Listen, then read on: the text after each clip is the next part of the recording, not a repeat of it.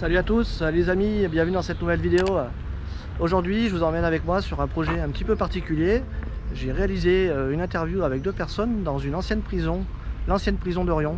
Je vous fais découvrir tout de suite un petit peu quelques images des coulisses de cette interview. Je vous partage également le projet final à la fin de cette vidéo.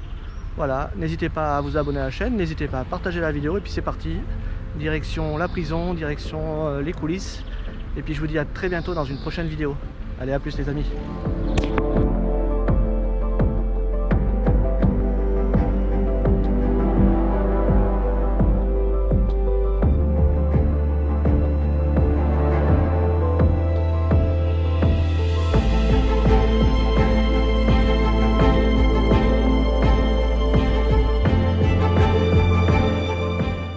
Alors pour ce tournage, je vais vous donner un peu plus de détails. Cette interview de ces deux personnes a été réalisée pour les Journées du patrimoine qui se sont déroulées en septembre dernier. Donc après avoir visité un petit peu les endroits de la prison, les différentes pièces, les cellules, on s'est vite rendu compte que les pièces étaient très sombres et qu'on n'avait pas d'électricité. Et de mon côté, je ne suis pas encore équipé de setup lumière sur batterie. Donc on s'est vite rabattu sur la cour de la prison, donc l'ancienne promenade pour les prisonniers. Et on a installé un petit peu ce setup avec ces deux chaises rouges en plein centre de la cour pour mettre les deux sujets sur les deux fauteuils rouges. Et les deux plans qu'on a souhaité réaliser et que la ville d'Orion souhaitait réaliser, c'était d'avoir un plan assez large donc que j'ai réalisé avec mon Canon R5 et un objectif 16-35. J'ai fait mes réglages au 35 mm pour avoir les sujets au centre. Pour le deuxième plan, qui a été filmé également au Canon R5, on l'a équipé d'un 70-200 et les sujets étaient filmés à 200 mm pour essayer d'avoir ce gros plan et donner un peu plus d'émotion à l'interview. Donc la personne qui animait l'interview était placée à côté du grand angle pour que les personnes ne regardent pas les caméras et regardent l'animateur et la personne qui posait des questions. Donc on distingue un petit peu sur ces images-là. Donc les sujets étaient fixés sur cette personne et ne tournaient pas la tête, et on remarque que sur le plan à 200 mm, la tête est bien tournée en direction de la personne qui posait les questions. Pour le son, j'ai équipé les sujets des micros wireless de chez Rode que j'ai installé sur chacun des sujets en alternance. On a commencé par réaliser l'interview de monsieur et puis on a réalisé l'interview de madame. Ensuite, au montage, j'ai pu alterner les réponses pour donner un côté un peu plus dynamique et un peu plus sympa à l'interview. Voilà pour tout le matériel que j'ai utilisé durant cette demi-journée d'interview. Je vous laisse découvrir le résultat tout de suite, hein. N'hésitez pas à vous plonger dans cette interview, c'est super intéressant, super enrichissant. Et puis je vous dis à la semaine prochaine dans une nouvelle vidéo. N'hésitez pas à me laisser des commentaires dans la vidéo si ce format de vidéo vous intéresse. N'oubliez pas également de vous abonner à la chaîne, c'est super important pour continuer à réaliser ce genre de vidéos.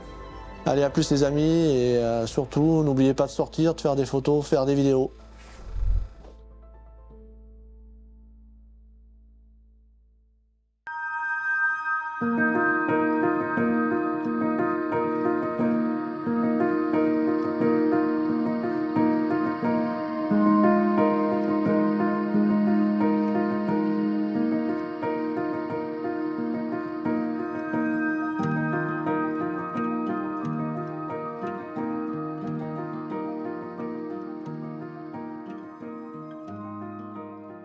Je suis Pierre Bernard, je suis né en 1938, donc j'ai 85 ans.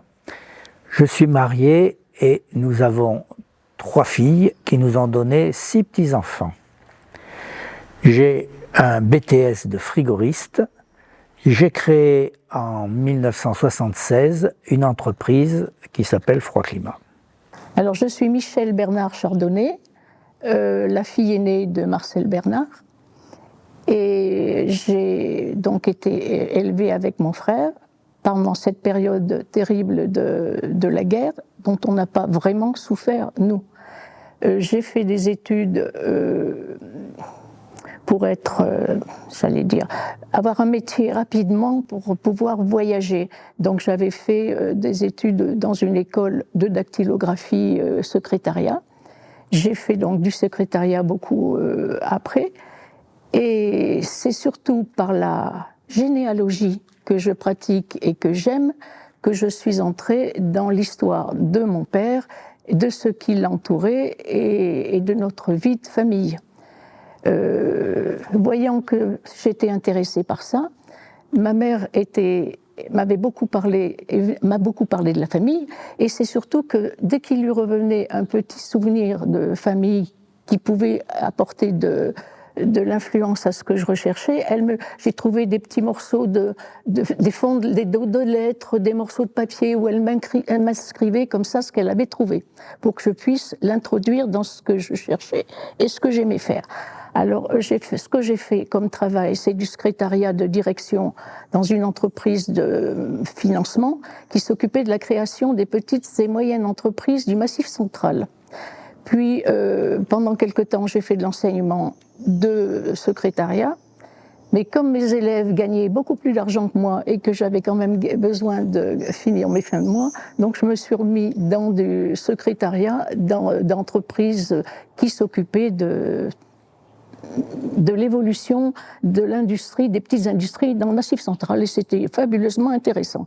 Marcel Bernard était mon père, né en 1913. Il était d'un milieu modeste. Il était pupille de la nation puisque son papa est mort 2 mois après la déclaration de guerre de 1914. Il n'a pas fait de grandes études. Il avait son certificat d'études et il est rentré en apprentissage aux usines Ollier qui fabriquaient des presses à huile. C'était un monsieur rebelle et bagarreur. Alors maman jeune avait fait des études de comptabilité, donc c'est ce qu'elle a fait après dans les différents postes qu'elle a employés, s'occuper de la gestion financière d'une entreprise ou du salaire des employés. Par contre, pendant la guerre, comme il fallait nous nourrir puisque papa était absent, elle a travaillé à la démographie, qui je crois maintenant doit être l'INSEE ou quelque chose dans ce goût, mais elle avait les voyages à faire sans arrêt, donc c'était difficile de nous garder parce qu'on était quand même petits. Nous avons été avec notre tante Paulette à Saint-Diry, et ça permettait à maman de chercher l'achat dans les fermes, de quoi faire un panier de provisions pour ramener à Riom. Elle nous faisait pour cela marcher de ferme en ferme, mon frère et moi, en chantant, parce qu'elle chantait tout le temps, donc en chantant parce que nous, on était un petit peu réfractaires pour marcher sans arrêt sur les chemins. Par contre, ce qui fait que je me suis intéressée à la vie de la famille, c'est mon goût de la généalogie et de l'évolution de la famille dans le temps que nous avions. Mais c'est après seulement que je me suis rendu compte de l'importance que ça avait par rapport à ce que papa avait fait pour que je continue à rechercher ce qui concernait sa vie à cette époque. Ne pouvant pas nous garder à la maison, notre maman nous a placés à la campagne, chez notre tante Paulette, située à la Bataille, située à Saint-Diry, vers Besse. Elle pouvait nous rendre visite, elle venait en vélo, elle faisait 40 km de vélo en côte, et elle venait nous voir le plus souvent possible, et elle récupérait si possible en venant nous voir de la nourriture qu'elle pouvait, elle, après redescendre et pour pouvoir nourrir mon papa qui, lui, était également en prison à Riom. Nous habitions 9 rue Paul-Bert, qui est derrière l'école Paul-Bert, une petite rue qui n'a pas qui est en cul-de-sac, qui n'a pas de fond.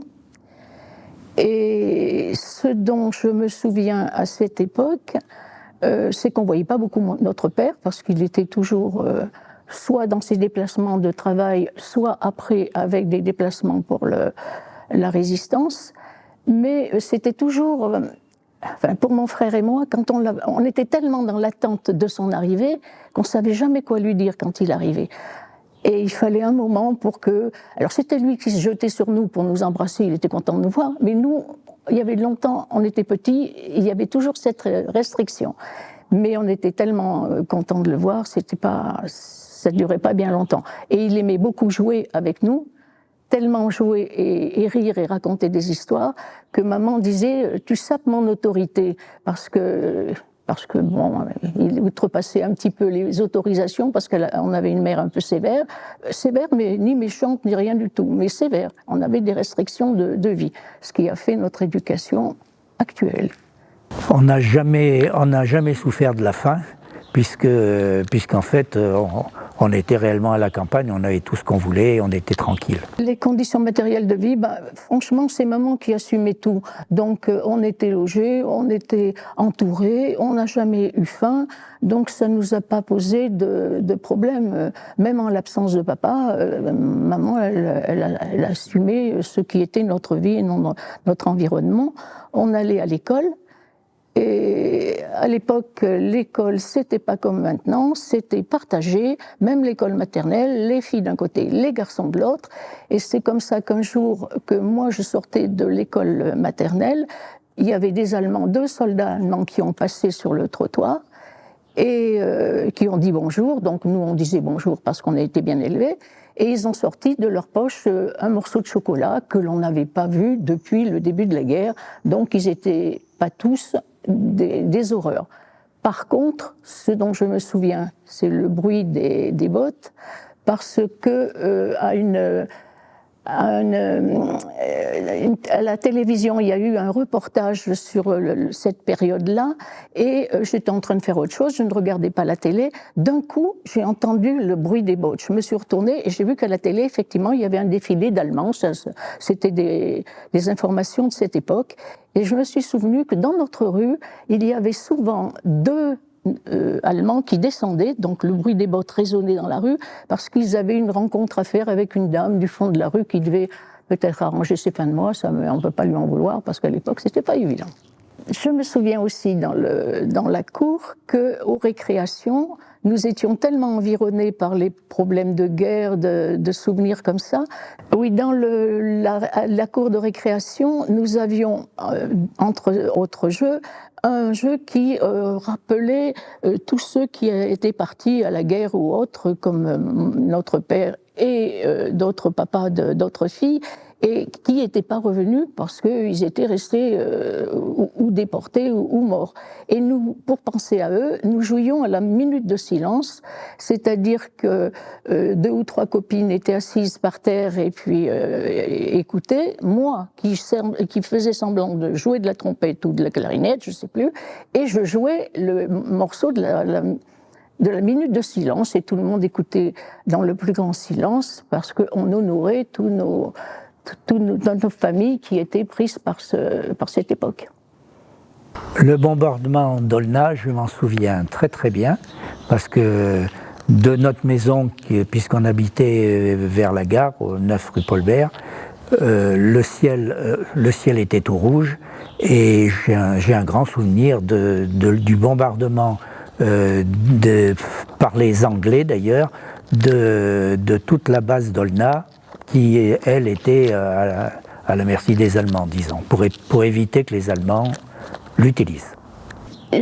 Moi, j'ai pas tellement souvenir les sirènes. Oui, je me souviens des sirènes, mais les bombardements, ça m'a pas vraiment frappé, parce que maman on avait toujours, j'imagine, un peu un sac prêt pour que nous partions. Elle tenant le vélo et mon frère assis sur le porte-bagages, et moi marchant à côté d'elle, lui tenant la main ou non. Mais on allait, soit une fois, je suis allée avec eux dans les sous-sols de l'Hôtel-Dieu, soit nous prenions au contraire la route de Saint-Jacques, parce que ça montait un peu loin du centre Jaude, et on était un peu plus éloigné des bombardements, et on était sur la route, et on marchait, et on chantait.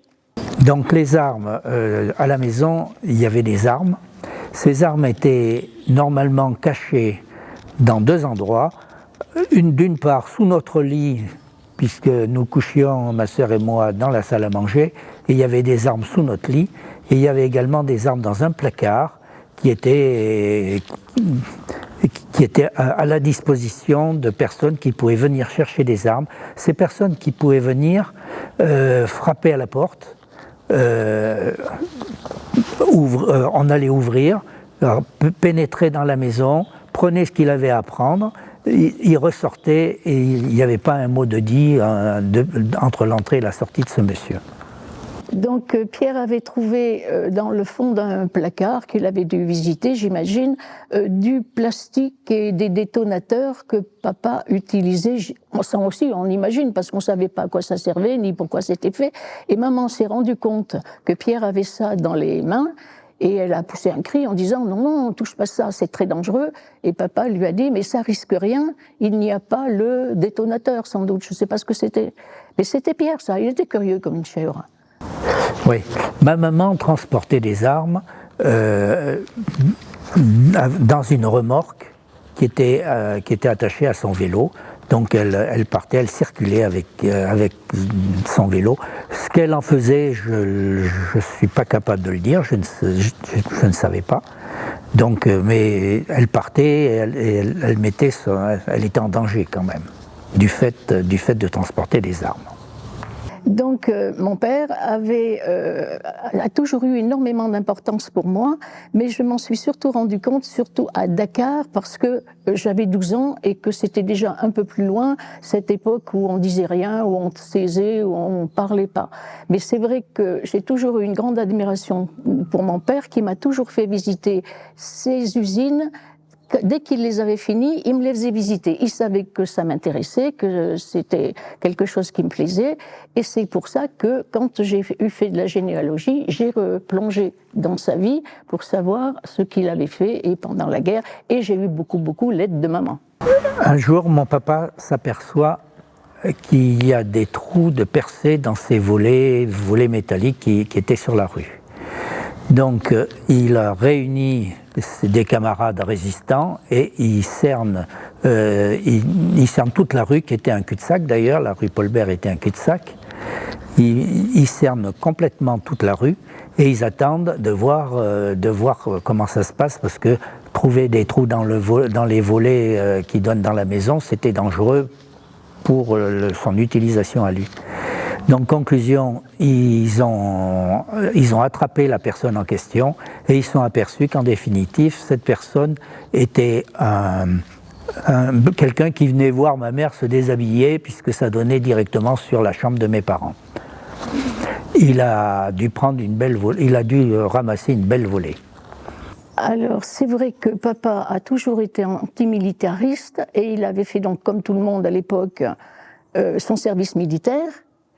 Et il a passé une grande partie de son service militaire à faire le mur et à faire que des bêtises, à se sauver. Et ça, c'est les histoires qu'il en racontait, parce qu'il était puni quand même, il fallait ou de la prison ou quelque chose comme ça, je ne sais plus. Il racontait ces histoires à ses petites filles aussi, mais à son fils, à son petit-fils, mon fils aîné, qui était beaucoup plus âgé que les filles, il avait 7 ans de plus, et qui faisait à l'époque du kart et des choses comme ça. Donc il lui a raconté plein de choses sur son service militaire. Donc nous savions bien que le service militaire, c'était pas sa tasse de thé, et il en a tiré des histoires. Ils riaient comme des fous tous les deux parce qu'ils racontaient ces histoires de service militaire. Alors mon papa était surtout sportif. Il a fait, dans sa jeunesse, il a fait beaucoup de luttes, mais même en compétition. Il avait un copain qui s'appelait Aurine et qui a été, je crois, champion de France de lutte. Et donc, en fait, c'était quelqu'un qui était très musclé, qui était pas très grand, mais il imposait par sa musculation. Disons que tout ce qui touchait et agressait la France, il était prêt à aller se battre pour défendre la France, quoi. Nous n'avions pas connu vraiment beaucoup nos grands-parents quand nous étions jeunes, parce que mon grand-père, comme nos deux grands-pères avaient fait la guerre de 14, mais l'un y est mort et l'autre il en est revenu avec des souvenirs, et il était très pétainiste. Et parce qu'il était pétainiste, ma mère avait fait un très mauvais mariage parce qu'elle avait fini par épouser un terroriste, parce que c'est le nom dont on parlait de lui dans la famille de notre grand-père. C'était le terroriste de la famille. Alors il fallait qu'elle choisisse ou entre sa famille bien pensante, bien croyante, bien tout ça, ou mon père, elle est partie avec son terroriste. On avait un grand-père et qui avait fait en fait la guerre de 14, hein, et donc comme toutes ces personnes âgées qui avaient fait la guerre de 14, Pétain était quelque chose qui avait été très grand pendant la guerre. Et ce qu'il faisait après le concernait beaucoup moins, quoi. Donc en fait, il était pétainiste, mais c'est pas nous qui avons été informés de la chose tellement, pas du tout d'ailleurs. Hein. Mais enfin, il était pétainiste. Donc il faisait du sabotage. Il faisait sauter les rails pour que les trains ne puissent plus partir, soit en Allemagne, soit des trains utilisés effectivement pour les Allemands. Faire sauter les usines qui travaillaient pour les Allemands. Il a même fait sauter une partie de l'usine Ollier où il travaillait parce qu'il avait su que cette partie-là avait travaillé pour les Allemands. Également les établissements chartoirs. Il a fait sauter des dépôts d'essence pour éviter que les Allemands en utilisent. Et des pylônes électriques, il a fait sauter. Donc, en tant qu'ami, il en avait 3, qui étaient principalement donc Eugène Ollier. Son nom de résistance était Octave. Il y avait Léon Garmy, qui a été un très grand résistant, qui son nom de guerre était Noël, et Pierre Pourtier, qui lui, je ne pense pas qu'il ait fait de la résistance. Le nom de mon papa dans la résistance, il s'appelait Junior. Il a été dénoncé à la police française par une lettre anonyme du 3 décembre 1943, envoyée par une personne qui travaillait avec lui. Il a été arrêté sur son lieu de travail avec deux de ses compagnons, entre autres Pierre Pourtier et Eugène Ollier. Il faut dire que Pierre Pourtier a été arrêté un petit peu par erreur, parce que lui il n'avait rien à voir avec tout ça, mais il se trouve que quand la police qui est venue les arrêter sont mis à fouiller dans les placards, ils ont trouvé des documents, dans le placard de Pierre Pourtier, alors que lui, ça avait été mis, mais pas par lui. Donc lui, il l'ignorait totalement. Donc en fait, il a été arrêté, mais il avait strictement rien à voir avec ça. Mais en attendant, il a fait la même prison que mon père et que Eugène Ollier. Entre la prison et le tribunal, il marchait à pied. Et il y avait donc le policier armé qui le suivait pour le surveiller. Donc mon papa avait mis sa veste sur son épaule, il devait peut-être pas faire très chaud, et ça se passait place Michel l'hôpital. Et donc un coin qu'il connaissait très très bien d'ailleurs. Donc conclusion, à un certain moment, il a enlevé sa veste, il s'est retourné, il a jeté la veste sur le gardien là, et il est parti en courant. Il s'est enfui, l'autre l'a poursuivi. Il est rentré dans un endroit où il y avait des petites rues, des ruelles. Il est rentré dans une cour, et là il s'est fait prendre parce qu'il est tombé dans un cul-de-sac. Il s'est fait rattraper comme ça. Il est interné à la prison de Clermont, puis à la prison de Riom. Il a été jugé au tribunal de Riom comme terroriste et saboteur, et il a été condamné à mort.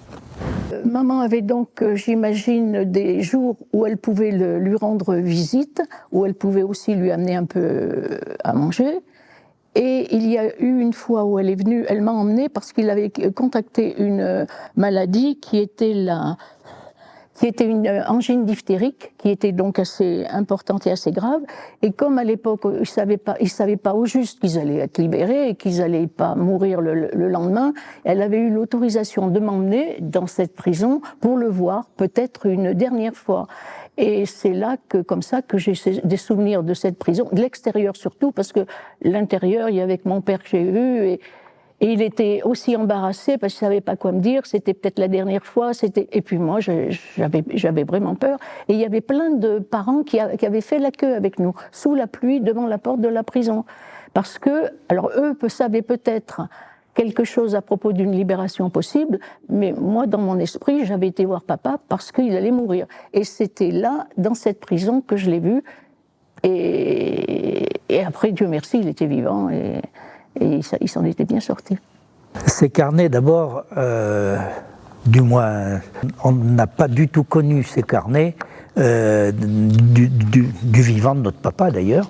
C'est notre maman qui à la mort de notre papa, nous a donné ces carnets, alors qu'il les avait fait voir à notre fille aînée, qui nous a dit, mais moi je les connaissais, il n'y a pas longtemps qu'elle nous a dit ça. Comme maman venait donc le voir à certains jours de liberté, elle avait la possibilité ou d'emmener des lettres que nous lui avions écrites, une lettre que nous lui avions écrite, et de rapporter une lettre qui nous avait renvoyé répondue. Et alors ces lettres étaient intéressantes pour nous parce que d'abord il faisait attention à ce qu'il écrivait et il y avait toujours un petit dessin qui mettait ou pour Pierre ou pour moi différemment. On avait chacun notre lettre. Chacun de nos recommandations d'ailleurs. Moi de faire attention à mon petit frère, mais bon, c'était parmi les recommandations familiales. Ce sont des carnets extraordinaires parce que pour voir que ces carnets ont été faits en prison, ma maman, pendant qu'il était en prison, lui faisait passer des mines de crayons de couleur dans de la mie de pain, et il dessinait donc en prison sur deux petits carnets qui étaient minuscules, qui étaient style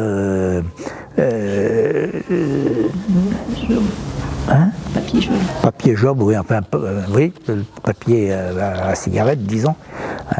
Et on a ces petits carnets qui sont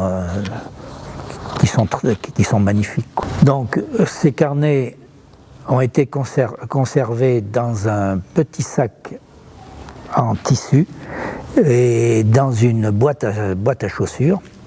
Bon, moi je souhaite les partager pour honorer la mémoire des patriotes qui ont vécu toute cette résistance, et de pouvoir, et qui a permis et nous a permis à nous de rester libres et français. Alors sur ces carnets, je n'ai connu moi j'ai fait la connaissance des carnets que quand maman me les a amenés, parce que je savais même pas qu'il en avait fait.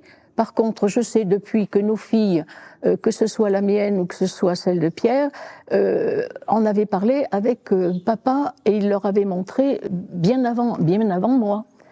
Il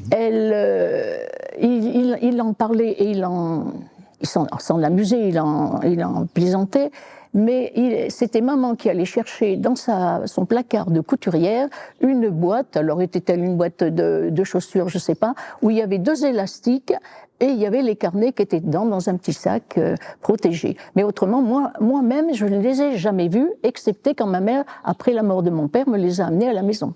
Donc, dans la nuit du 12 au 13 août 1944, devant la prison d'Orion, se présentent des résistants, mais des résistants habillés en allemand. Le premier habillé en Gestapo, c'est Jean Bach, et suivi de deux autres résistants qui étaient eux habillés en allemand. Tout ça parce que il fallait pouvoir rentrer dans la prison et faire ouvrir la porte de la prison d'Orion. Donc c'est Jean Bach qui a demandé à celui qui devait pouvoir ouvrir les portes, et il s'est fait ouvrir les portes de la prison d'Orion. Dans les deux résistants qui étaient habillés en allemand, L'un de ces résistants avait sa mère qui était prisonnière, mais comme lui était habillé en allemand, au moins sa mère, quand il est rentré, sa mère l'a reconnu et savait donc qu'il venait les délivrer malgré qu'il soit habillé en allemand. Des moyens de transport, d'abord il y a eu 114 personnes qui ont été libérées, dont 31 condamnés à mort, dont faisait partie donc mon papa. Ils ont été, une fois sortis de cette prison, ils ont été mis dans des cars et ils sont partis du côté de Saint-Georges-de-Mont, dans des endroits où il y avait la résistance. Mon papa, après sa libération, rejoint le maquis, notamment le groupe Laurent, appartenant au maquis du Mont-d'Or. Il intègre la police. La police, il y restera 9 mois, mais il n'a pas du tout apprécié la façon dont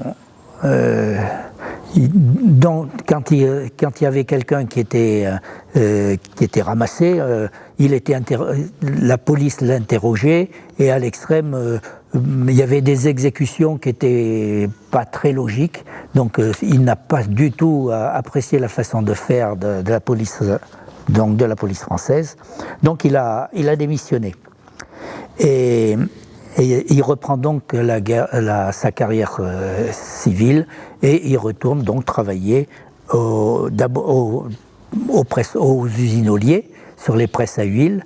Or, les presses à huile étaient distribuées par l'usine Ollier un petit peu dans le monde entier, mais beaucoup en Afrique. Et du coup, mon père est parti en Afrique en 1947 d'ailleurs. Il est parti en 1947 d'abord à Dakar. Et au passage, quand il est revenu il est parti, je ne sais plus combien de temps, mais certainement plusieurs mois. Quand il est revenu, notre maman a dit « Je te préviens, si tu repars, tu ne repartiras pas tout seul, on repartira avec toi ». Et nous sommes tous repartis en Afrique avec notre père. Donc après la libération, papa n'est pas reparti, enfin il est reparti dans le maquis finir ce qu'il y avait à faire, je ne sais pas quoi d'ailleurs, et puis mais il ne s'est pas engagé pour faire autre chose de façon militaire. Il avait été engagé dans la police. J'ai trouvé une carte de la Sûreté nationale qui le désignait comme policier, mais c'était pas son truc. La vengeance n'était pas vraiment son intérêt, donc il a donné sa démission autour, je dirais 9-10 mois peut-être, je me rends pas bien compte, j'ai pas les dates en tête. Et à partir de là, il avait fait un petit temps au chemin de fer, où mon grand-père était chef de gare. Donc il était reparti au chemin de fer pour apprendre à conduire les autorails. Il avait passé le diplôme, parce qu'à l'époque il fallait un diplôme pour conduire les autorails. Et puis comme c'était pas son truc, la maison Ollier l'a rappelé pour les montages de presses mises en place et les presses Ollier. Donc il a commencé un petit peu en France et un petit peu, je crois qu'il est allé en Belgique ou quelque chose comme ça. Puis s'est présenté une demande de Le Sieur Afrique pour qu'il parte travailler à l'usine Le Sieur à Dakar. Et il devait y rester quelques mois, très peu. En réalité, il était resté 9 mois. Et c'est là que maman a dit, à partir de dorénavant, ou on part tous, ou tu pars tout seul, mais c'est pas la peine de revenir. Donc, en conclusion, je préfère lire ce que j'avais prévu pour ne pas en oublier. Comme il a déjà été dit plus haut, nous devons perpétrer le devoir de mémoire, honorer ces patriotes qui ont défendu notre pays et nous ont permis de rester français et libres. Mon père, là où il nous voit, doit trouver drôle que ça prenne cette importance, parce qu'il ne l'a pas écrit il était beaucoup plus humble que ça, mais de voir, je suis contente que ça soit quelque chose qui marque notre époque, avec des gens comme papa, et des femmes et des hommes comme papa, pour leur montrer ce qu'était la vie difficile à l'époque, et que c'est grâce à eux que nous sommes libres, que nous parlons français et que nous sommes un peu enviés un petit peu partout. Donc à la fois pour tout le monde et d'abord pour ma famille, pour qu'ils sachent au courant qu'on est des enfants et des petits-enfants et des arrière-petits-enfants qui avaient un grand-père intéressant.